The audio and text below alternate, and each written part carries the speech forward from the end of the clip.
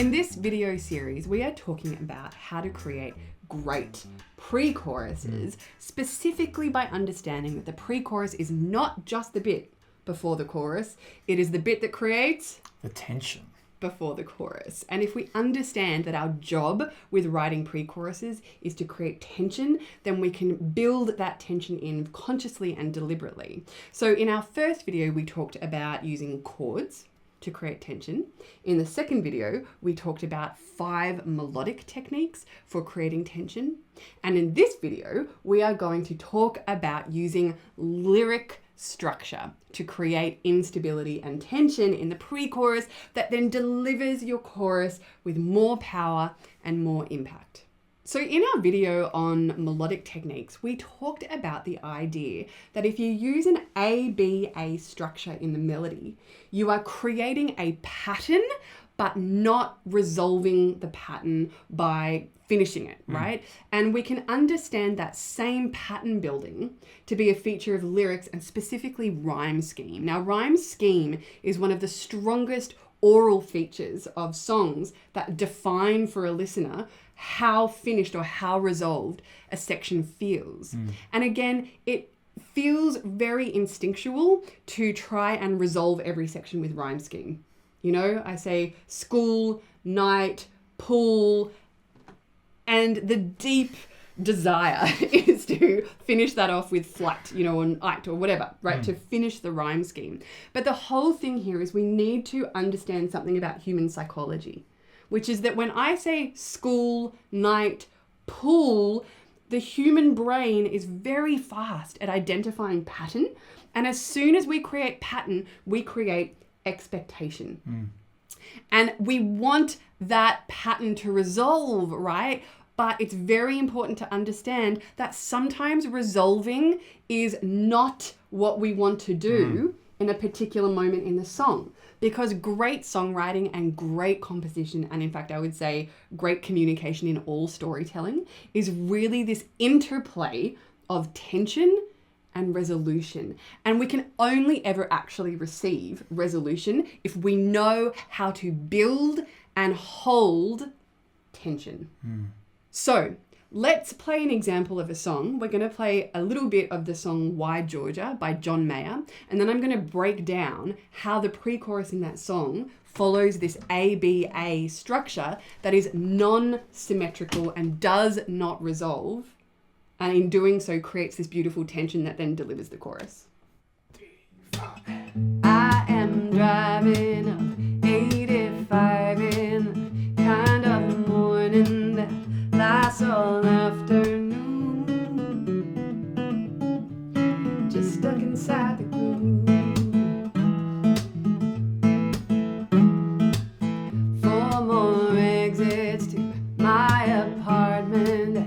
I am tempted to keep the car and drive and leave it all behind. 'Cause I wonder sometimes about the outcome of a still verdictless life. Am I living it right? Am I living it right? So let's focus in on the structure lyrically of the pre-chorus there, right? So the first line of the pre-chorus is, and I wonder sometimes.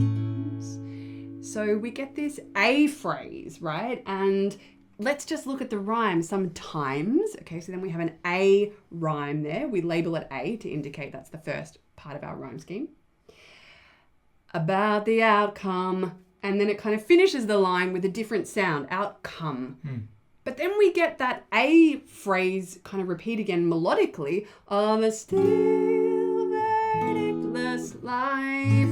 So we get the same A melody reinforced by the same A rhyme. So we get time rhyming with life. And I know people are going to argue with me and say, that's not a rhyme. It is a rhyme. It's called assonance rhyme because rhyme really happens at the level of the vowel sound, not this perfect rhymey thing that was really just the kind of 1920s and 30s and 40s where songwriters were like, if it's not perfect rhyme, it's not rhyme at all. But the 1950s happened and rhyme really opened up. And basically all of that is to say, time and life totally rhyme, okay? And when you set up that rhyme scheme, the ear is naturally expecting some kind of resolution. We're expecting a B phrase melodically, but also in terms of rhyme scheme. So the melodic pattern there, which also follows this ABA pattern, is reinforced by the rhyme scheme that creates this expectation in the ear of a listener that things are going to resolve.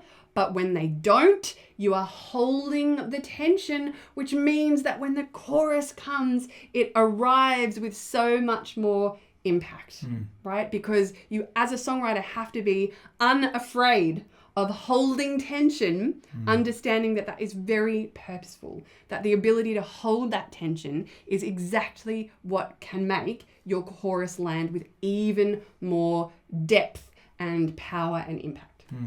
We've also got this idea of the modulation, and structurally, that's a surprise. It comes sort of from nowhere because we are expecting that pattern to repeat, and not only does it not repeat, it moves to a chord that then modulates us into a new key for the chorus.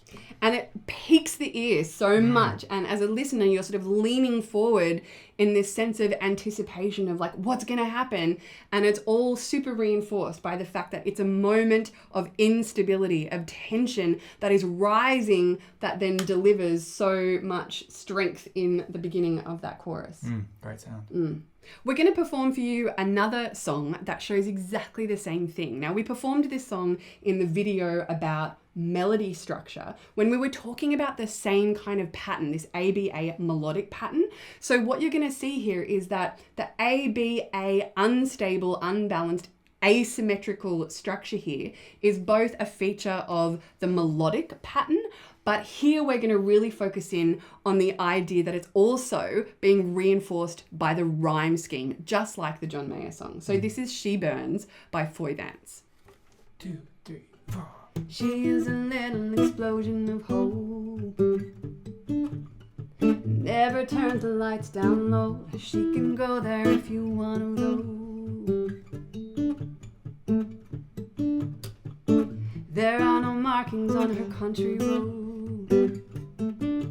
No signs that show the way back home. But when you get there, you won't want to go.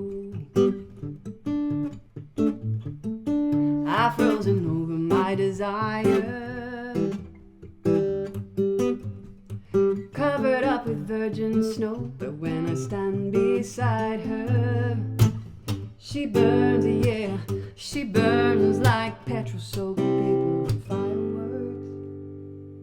So the lines of the pre-chorus in that song, right? I've frozen over my desire, covered up in virgin snow. But when I stand beside her, and then we go into the chorus. It's so cool, right? You're hanging. It leaves you're hanging, but it also means that that first line of the chorus is stepping into the position where your ear is expecting a resolution to the O sound of snow, right? And so it comes in and is completely unexpected. And that unexpected moment creates surprise, and it creates delight, and it creates a moment of like confusion or glitch in the brain. But it's sort of this amazing feeling where the song sort of slides into the chorus in this completely sort of unconventional way that to me is so satisfying and feels so good, and I love it. So if we look at the rhyme scheme there, right, we have desire, snow, beside her, and in the hands of a lesser songwriter, it would have been such a temptation to end that with like, you know, I've frozen over my desire, covered up in virgin snow. When I stand beside her, that's the moment that I know she burns, yeah. Right, and you could totally do that and ruin the song. But it's also important to remember that we are trying to create sections that work well together. You know, we're always trying to transfer energy from one section to another so that the song feels complete. It doesn't feel bitsy. And one of the dangers we have when all the sections feel very stable or contained or work in these 4, 8, 12, 16 bar phrases is that you get this kind of completion and then you have to start again. You have to sort of kick the next section off again. And this is a beautiful way of not resolving it, not completing it, leaving it hanging and then taking that energy into the new section. Oh, totally. And it's such a great and underutilized technique. I agree. So there you have it. We have covered in this series using chords to create tension, using melodic techniques to create tension, and here we finished it off by talking about lyric structure techniques for writing a killer pre-chorus, which is really a secret way to talk about writing a great chorus. We hope you learned something. Enjoy. Please leave comments and subscribe. And happy songwriting. Happy songwriting. Bye. Bye.